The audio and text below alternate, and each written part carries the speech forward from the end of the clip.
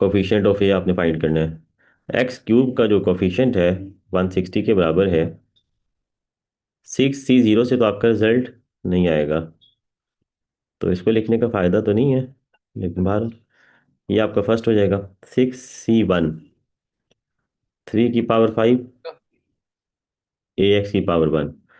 Cube पे जाना है तो आप साइड डायरेक्टली 3 पे चले जाएं मेरे ख्याल में। 6C2 को स्किप कर दें। आप लोगों के लिए लिखता हूँ कि आप लोगों को बात की अंडरस्टैंडिंग हो जाए। ये 4 हो जाएगा, AX के ऊपर स्क्वायर आ जाएगा, और ये आपकी टर्म होगी जो हमें चाहिए। 6C3, 3 की पावर 3, AX की पावर 3। ये जो आपके पास टर्म है जिसमें एक्स क्यूब आ रहा है, इसका कोफिशिएंट निकालो। इसका कोफिशिएंट 6D होगा, यानी एक्स क्यूब के साथ 6D होगा। 6C3 कितना आता है? 6C3 कैलकुलेट करें यार जरा। 6C3 540। वैसे 6C3 बता देते। हाँ अली, जरा वो वेरिफिकेशन हो जाती है ना। 6, अच्छा जी, 20 आ रहा है। 23 का क्यूब आपका 27 है। A cube, X cube, 160, X cube. यहाँ से आप वैल्यू निकाल लें। ए क्यूब, इसकी वैल्यू कम क्यों आ रही है? 540, एक मिनट है जी, 160, 8/27। बताता हूँ मेरा बेटा, सिंप्लीफाई कर लो। जीरो जीरो से काट दो। 2 8 ज़ा 16, 2 27 ज़ा, ये ए क्यूब होगा। क्यूब रूट ले लो, क्यूब रूट ले लें 2/3। कोई इशू है तो बताइएगा प्लीज। हो जाएगा।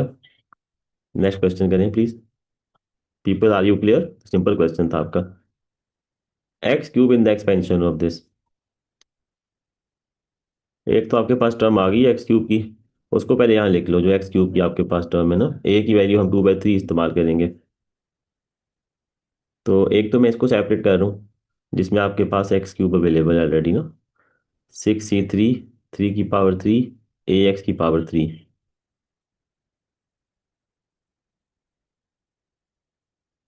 ए को हम यूज कर लेंगे अभी। एक तो ये होगा, क्योंकि यहाँ पे आपको 1 नजर आ रहा है। होता ये है कि इसका जब एक्सपेंशन होता है तो आपको ये टर्म मिलता है। ये टर्म आपका 1 से मल्टीप्लाई होगा तो ऐसे ही आ जाएगा। एक तो ये टर्म होगा। दूसरा आपने वो टर्म देखना है इसमें जो 2x से मल्टीप्लाई होना है। तो यहाँ से जो टर्म मैं निकाल रहा हूँ 2x से मल्टीप्लाई करवाने के लिए, वो स्क्वायर वाली निकालूंगा। वो ये टर्म होगी जिसमें आपको स्क्वायर नजर आ रहा है। 6C², 3 की पावर 4, AX² स्क्वायर वाली टर्म को ले आए नीचे। 6C², 3 की पावर 4, AX का स्क्वायर, ये मल्टीप्लाई होने हैं आपके 2x के साथ। ये मैं डायरेक्टली कर रहा हूँ, अगर कोई प्रॉब्लम हुई तो बता देना। थोड़ी सी रीडिंग पेपर में आपने कर लेनी है।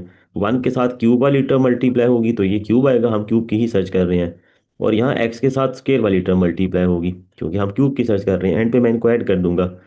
आप ए को 2/3 यूज कर सकते हैं। 6C³ 20 है, 3³ 27 है। ए आपके पास कितना है जी? 2/3 है, क्यूब ले लो। 2/3 है तो 8/27 है। आप इधर आ जाए। 6C² कितना है आपके पास? 6C2, 15, 3 की पावर 4, 81, A², X²। एक ही जगह यहाँ 2 पुट करना था। इसको मल्टीप्लाई करेंगे -2x से। 15, 81, ए ए को या 2/3 पुट कर दें आप यहाँ पे। 2 का स्क्वायर 4, 3 का स्क्वायर 9, X² -2x से मल्टीप्लाई कर दें, फाइनल आंसर लिखें यहाँ पे। 9 और 81 कैंसिल कर दें। आपके पास होगा 15 × 9 × 4, 540 हो गया, जिससे हमने पहले इसको निकाला था। It is again 540। आप साथ से कैलकुलेशन अपनी तरफ करते रहें, कहीं इशू है तो बता देना। 540 इंटू -2x, 1080, एक्स क्यूब। ये आपके पास दूसरा आ गया एक्स क्यूब, और एक हमारे पास ऊपर था एक्स क्यूब, ये वाला टर्म। उधर से भी एक्स क्यूब निकाल लें, जो ऊपर वाली टर्म हमने लिखी थी। 6c3 तो 20 होगा। 20 × 27 इंटू ए आपके पास 2/3 है, क्यूब ले लो उसका, 8/27।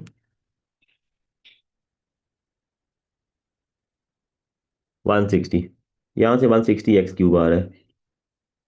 ये दो टर्म है आपके पास एक्स क्यूब वाली, दोनों को ऐड कर लो। 160 X cube minus 1080 x cube. तो क्या आंसर आएगा आपका?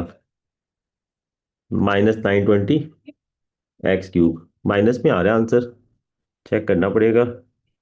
माइनस में होना चाहिए। सेकंड वाला नेगेटिव आ रहा था ना आपके पास, माइनस में ही आपका आंसर है। क्वेश्चन हो गया जी, ठीक है।